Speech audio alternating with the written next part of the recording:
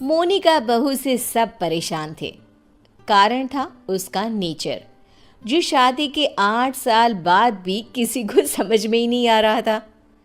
बहू, मैं मंदिर जा रही हूँ, आऊँ तो पराठा तैयार रखना। पराठा किस चीज़ का माँ जी? आलू पनीर या प्याज आलू या मेथी का बना दूँ? सास, जिसे मंदिर जाने को देर हो रही थी। अरे बहू, किसी भी चीज़ का बना देना, वैसे भी भूख बहुत लगी है, मैं जल्दी ही मंदिर होकर आती हूँ।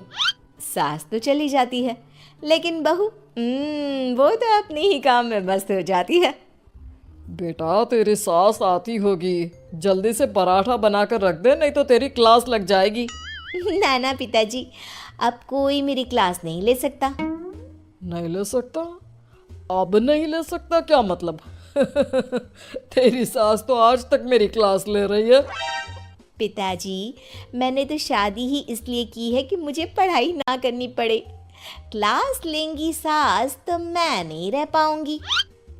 अरे तो जो होमवर्क देकर गई है वो जल्दी से पूरा कर ले बेटा।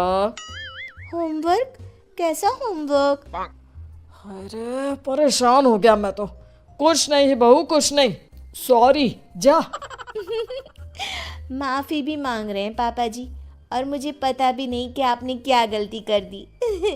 खैर, जा रही हूँ मैं। आज ना अलमारी ठीक करने का काम करना है मुझे। बहू कमरे में चली जाती है कि सामने उसकी बेटी की सहेली आ जाती है। अरे मेरा बेटा, ये कौन है? माँ, ये मेरी सहेली है मायरा, पास के सेक्टर में रहती है। अच्छा, क्या नाम है? कहाँ मिले तुम दोनों?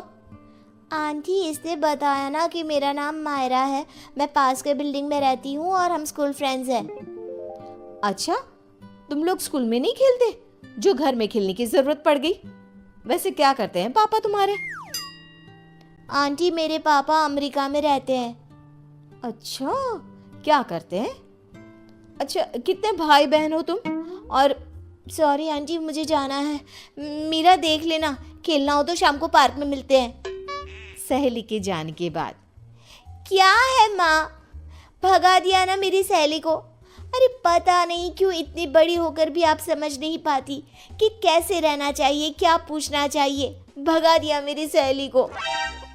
खैर, मोनिका का अजीबो गरीब नेचर चेंज होने का नाम ही नहीं ले रहा था। एक दिन, क्या बात है मोनिका, कहाँ जा रही हो? मैं ना ज़रा बाज़ार जा रही हूँ, थोड़ा काम है। आप बताओ, काफ़ी बिजी लग रहे हो। हाँ यार, वर्क फ्रॉम होम है ना, तो काम बहुत ज़्यादा है। ठीक है, कोई ना। वो क्या है ना, बाहर धूप है और मुझे सामान लेने जाना था। कोई ना, लेकर आती हूँ। क्या होगा, ज़्यादा से ज़्यादा चक्कर खाकर गिर जाऊंगी या फिर कुछ हो जाएगा। अरे नहीं नहीं, लाओ लाओ, क्या लाना है?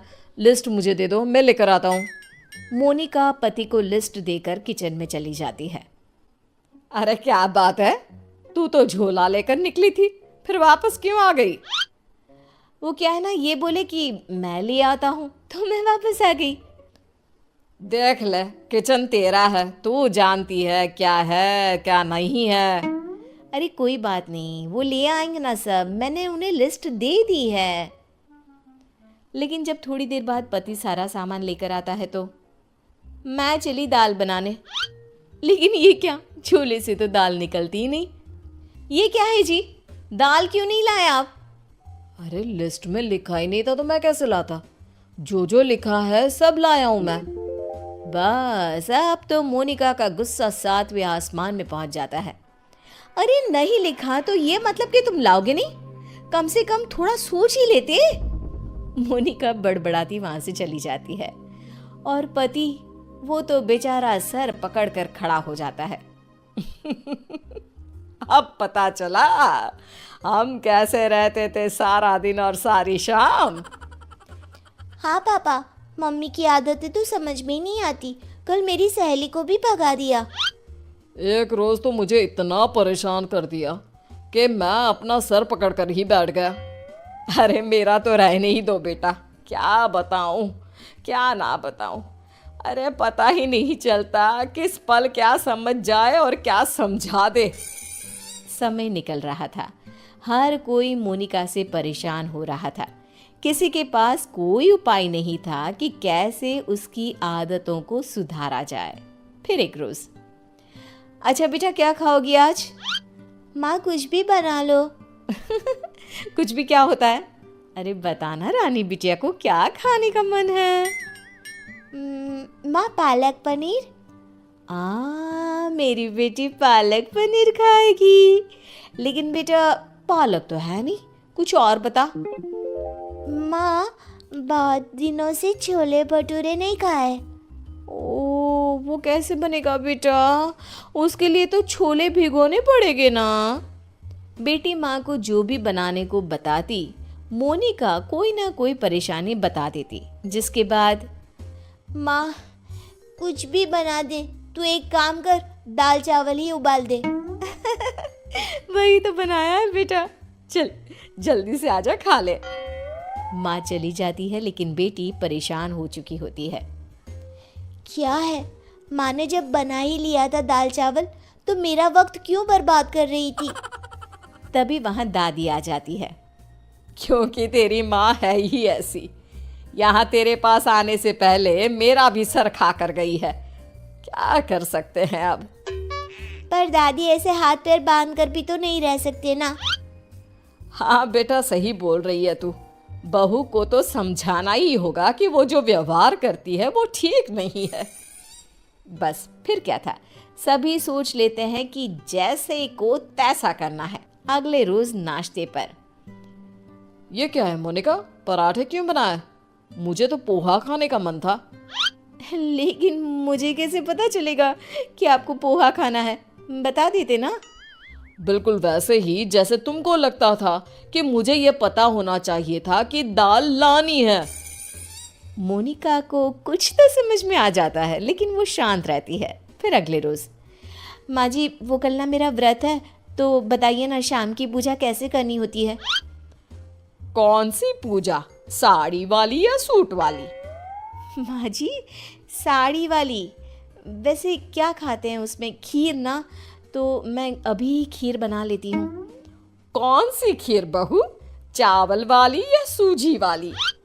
बहू समझ जाती है कि वो सास को जैसे कभी पराठे के लिए कंफ्यूज कर रही थी, सास उसे अब कंफ्यूज कर रही है। तभी डोरबेल बजती है। सामने होती है पड़ोसन जो मोनिका से मिलने आई होती है। अरे बिटिया माँ को बुलाना अपनी। माँ को? लेकिन इस वक्त आपको क्या काम है? छोटी सी है लेकिन सवाल देखो पुलिस की तरह दागी जा रही है। बेटा उनसे चीनी लेनी थी।